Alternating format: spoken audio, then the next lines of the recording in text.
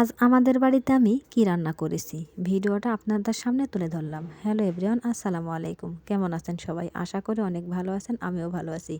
আগে সুন্দর করে মাছগুলো ভেজে নিয়েছি, এবারে ফুলকপিগুলো ভেজে নেব মাছ ভাজা তেলের মধ্যে। ফুলকপি ভেজে মাছ দিয়ে রান্না করলে খেতে কিন্তু অসাধারণ লাগে, আমাদের খুব ভালো লাগে। আপনাদের কি ভালো লাগে অবশ্যই কমেন্ট করে জানিয়ে দিবেন। এবারে সুন্দর করে পেঁয়াজ মরিচ বাদামি কালার করে ভেজে নিয়ে আদা রসুন জিরা সব মশলা দিয়ে ভালোভাবে কষিয়ে নিচ্ছি। কষানোর পর এখানে এক্সট্রা সবজি ছিল, বেগুন মূলা আর আলু। এই সবজিগুলো দিয়ে কিছুক্ষণ মশলার সাথে নাড়াচাড়া করে নেব, মশলার সাথে না মেশা পর্যন্ত। তারপরে ভেজে রাখা ফুলকপিগুলো আমি এই সবজির মধ্যে দিয়ে দিচ্ছি। এবারে সবগুলো সবজি সুন্দর করে নেড়ে চেড়ে মিশিয়ে নিচ্ছি মশলার সাথে।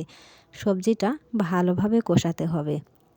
সবজিটা রান্না করার সময় যত ভালো করে কষাবেন খেতে কিন্তু ততটাই ভালো লাগে। আর যদি হয় মাটির চুলাতে রান্না, আমি কিন্তু মাটির চুলাতে রান্না করতেছি, তবে কেমন হবে অবশ্যই কমেন্ট করে জানিয়ে দিবেন।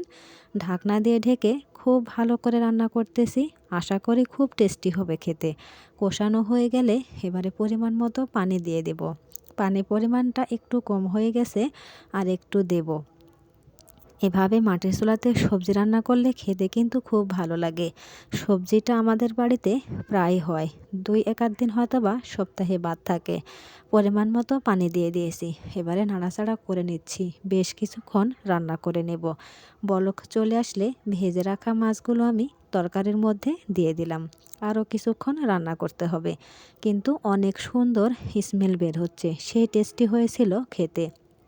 নামানোর আগে অবশ্যই ভাজা জিরা গুঁড়াটা আমি দিয়ে দেব, খেতে কিন্তু অসাধারণ হবে। ভাজা জিরা গুঁড়াটা আমি প্রতিটা তরকারিতেই দিয়ে থাকি।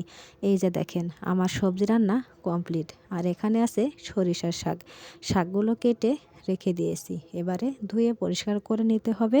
শাকগুলো কিন্তু মাশাল্লাহ অসাধারণ হয়েছিল, খেতে কিন্তু দারুণ টেস্টি। এই বছরে প্রথম খেলাম সরিষার শাক, তবে কেমন হয়েছে আপনারাও কমেন্ট করে জানিয়ে দিবেন। তারপরে ফ্যামিলি সহ চলে গিয়েছিলাম ঘুরতে। আমার মা আছে, বাবা আছে, সন্তানেরা আছে, আমার ভাইয়ের বউ আছে, আমি আছি এবং আমার হাজব্যান্ডও আছে। সবাই মিলে আজকে একটু ঘুরতে এলাম। কেমন হয়েছে অবশ্যই কমেন্ট করে জানিয়ে দিবেন। আর এই যে দেখেন আমি এখানে দাঁড়িয়ে আছি মেয়ে এবং ভাইয়ের বউ সহ। সবার জন্য আপনারা অবশ্যই দোয়া করবেন। বাচ্চারা সবাই রাইডে ওঠার জন্য খুব ব্যস্ত হয়ে পড়েছে। বাচ্চাদেরা তো রাইডটি দেখলেই তাদেরকে উঠতে মন চায়, তাই 3টা বাচ্চাকে রাইডে তুলে দিয়ে আমরা সাইডে ঘোরাঘুরি করতেছি। আমার মা দেখেন ব্যাগ নিয়ে হাঁটতে পারতেছে না, খুব আস্তে আস্তে চলাফেরা করছে।